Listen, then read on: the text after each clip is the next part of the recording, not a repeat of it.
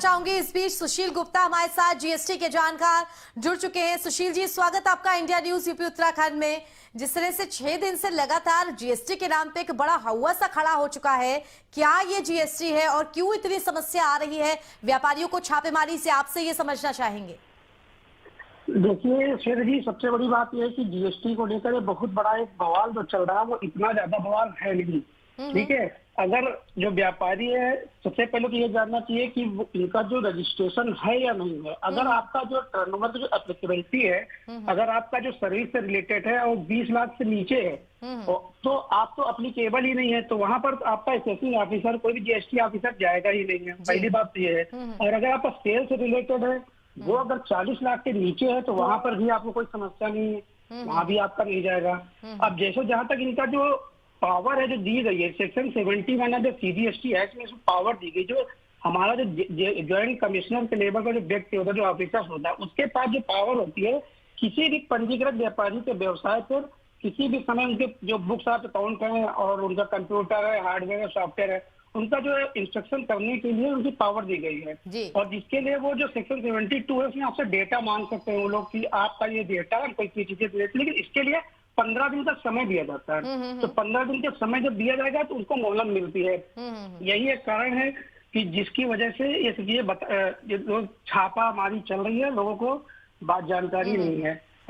और हाँ, सबसे बड़ी चीज ये है कि इसमें जो आपका जो अगर सेक्शन 71 में अगर आप ये जानना चाहें, मान लीजिए कि आपका जो अधिकार क्षेत्र है, अगर आपको अधिकार क्षेत्र के विषय में जानकारी है तभी आपका जो जीएसटी अफसर है वो आपके वहाँ छापा मार सकता है। मान लीजिए कि कोई केंद्रीय राज्य अधिकारी जो है, जो सेंट्रल का है और स्टेट का है, वो दोनों अपने अपने जो ज्यूरिडिक्शन है वहीं पर छापा मार सकते हैं और कहीं नहीं मार सकते हैं। बिल्कुल, लेकिन जिस तरह से सुशील जी बातचीत की हमने अपने तमाम संवाददाताओं से और उन्होंने बाजार में खड़े होकर के बहुत सारे व्यापारी वर्ग से बातचीत की, तो उन्होंने ये कहा कि न केवल बड़े और संपन्न व्यापारी बल्कि मझले और जो छोटे स्तर के व्यापारी हैं, जो सड़क पर रख करके कपड़े बेचते हैं, उन तक जीएसटी की टीम पहुंच रही है।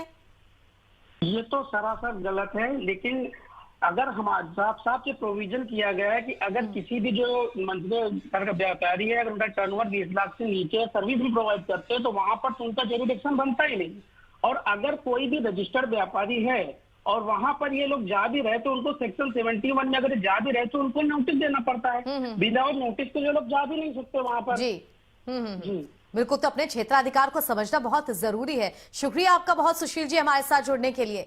तो अलग अलग नमस्कार दोस्तों, मैं हूं सुशील गुप्ता और आप देख रहे हैं टैक्स विज इंडिया। आज हम आपको बताने जा रहे हैं जीएसटी के विषय में। आजकल जीएसटी इन्वेस्टिगेशन को लेकर बहुत ज़्यादा भय व्याप्त हुआ है, जिसको लेकर व्यापारी अपने प्रतिष्ठान बंद कर रहे हैं।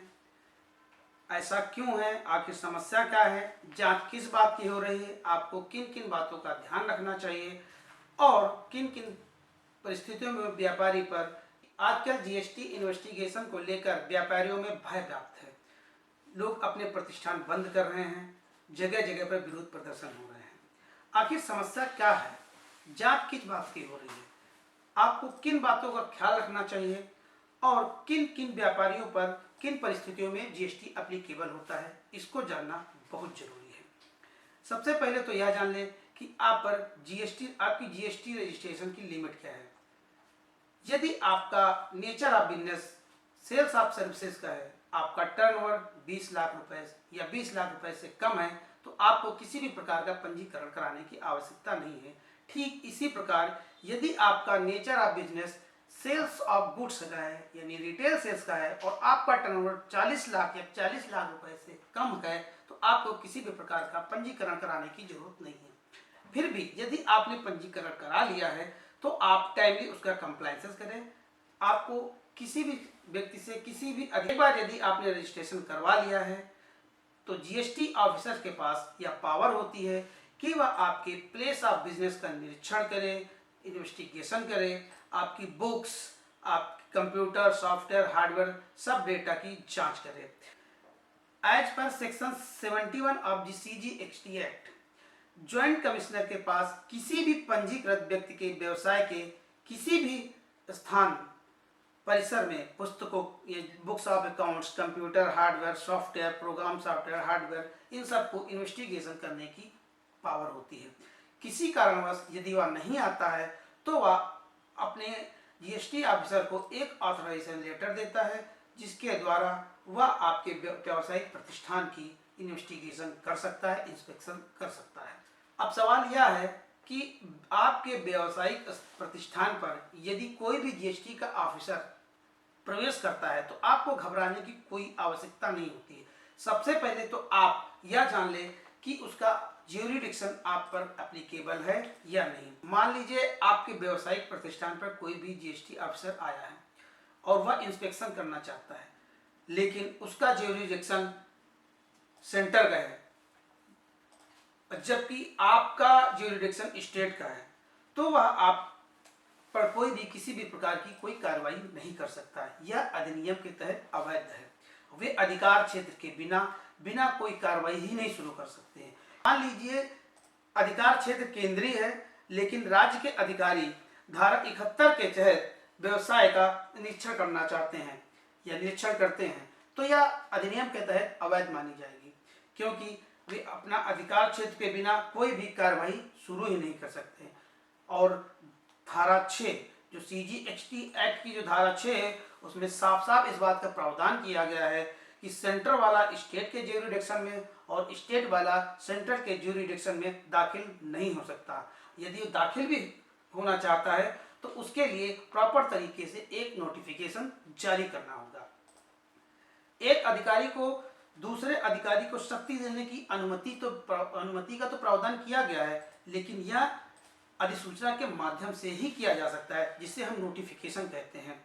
और अब तक जो भी अधिसूचना जारी की गई हैं, जो भी नोटिफिकेशन जारी किए गए हैं, वह सिर्फ रिफंड से संबंधित हैं, किसी अन्य चीज़ों से संबंधित नहीं है। यदि सर्च और सीजर की प्रक्रिया चल रही है तो केंद्र वाला अधिकारी राज्य सरकार के ज्यूरिडिक्शन में और राज्य वाला अधिकारी केंद्र के ज्यूरिडिक्शन में एंट्री कर सकता है। इस मामले में धारा 67 एप्लीकेबल होती है, लेकिन जिसके लिए एक ऑथराइजेशन लेटर जारी किया करना होता है, जो INS 01 के नाम से जाना जाता है। बिना इस ऑथराइजेशन लेटर के कोई भी जीएसटी ऑफिसर आपके प्रतिष्ठान में एंट्री नहीं कर सकता है। Section 67 of the CGST act में साफ साफ इस बात का प्रावधान किया गया है, यदि कोई भी जीएसटी अधिकारी ऑथराइजेशन लेटर यानी INS 01 के साथ व्यापारिक प्रतिष्ठान में प्रवेश करता है, तो चाहे वह उसके ज्यूरिडिक्शन में हो या ना हो, सर्च और सीजर कर सकता है। और यदि वह सिर्फ बुक्स के इंस्पेक्शन या उसका निरीक्षण के लिए व्यापारिक प्रतिष्ठान में प्रवेश करता है, तो वह केवल सिर्फ अपने ही अधिकार क्षेत्र में प्रवेश कर सकता है, क्योंकि उस पर सेक्शन 71 लागू हो जाती है। अगर उसके पास सेक्शन 67 के तहत जारी किया हुआ ऑथराइजेशन लेटर है, जिसको INS 01 के नाम से जाना जाता है, तो वहां पर इन्वेस्टिगेटिव पावर होती है। और इन्वेस्टिगेटिव पावर में वह किसी भी व्यापारिक प्रतिष्ठान पर एंट्री कर सकता है, चाहे वह उसका ज्यूरिडिक्शन हो या ना हो। क्योंकि section 67 of the CGST act के तहत जारी किया हुआ INS 01 जो कि एक ऑथराइजेशन लेटर है, तो वहां पर जीएसटी ऑफिसर के पास कोई रिस्ट्रिक्शन नहीं होगा। वह उसका ज्यूरिडिक्शन है या नहीं, वह आप पर सीजर और सर्च की प्रक्रिया आरंभ कर सकता है, इनिशिएट कर सकता है। सेक्शन 67 के तहत कोई भी अधिकारी ऑथराइजेशन लेटर के तहत आप पर सर्च एवं सीजर की प्रक्रिया आरंभ कर सकता है। और यदि पुस्तकों का निरीक्षण यानी इंस्पेक्शन के लिए आपके व्यापारिक प्रतिष्ठान पर वह प्रवेश करता है, एंट्री करता है, तो अपने आप में वह उसका अधिकार क्षेत्र नहीं होगा, यानी कि उसको सिर्फ अपने अधिकार क्षेत्र के अंतर्गत ही एंट्री करनी होगी। Section 67 of the CGST act के तहत जारी किया हुआ अगर कोई भी ऑथराइजेशन लेटर, जिसे हम INS 01 के नाम से जानते हैं, जीएसटी ऑफिसर के पास है, तो वह व्यापारी के प्रतिष्ठान पर सर्च और सीजर की प्रक्रिया आरंभ कर सकता है।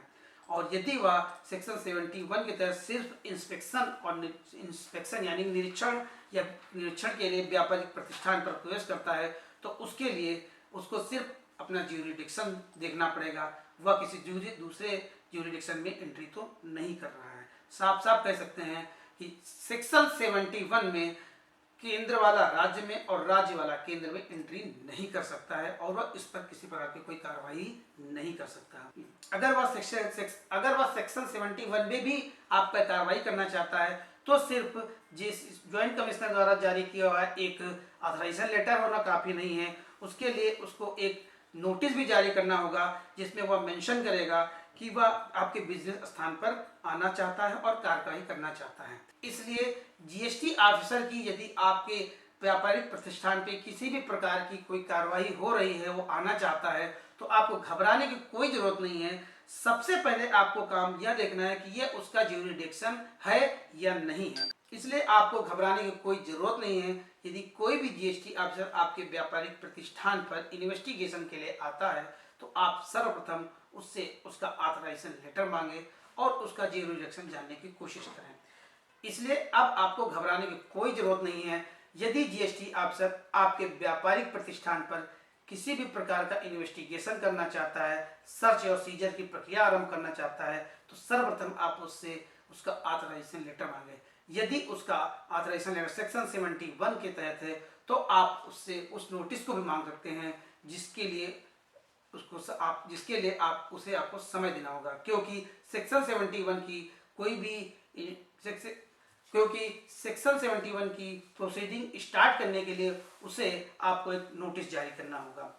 और यदि वह आप पर सेक्शन 67 ऑफ द सीजीएसटी की प्रोसीडिंग इनिशिएट करना चाहता है, उस कंडीशन में उसके पास INS 01 का ऑथराइजेशन लेटर होना आवश्यक है। तो दोस्तों, आपको घबराने की जरूरत नहीं है। यदि जीएसटी ऑफिसर आपके व्यापारिक प्रतिष्ठान पर किसी भी प्रकार की कोई प्रक्रिया आरंभ करना चाहता है तो आप अपनी शक्तियों का भी उपयोग करके उससे जानकारी ले सकते हैं।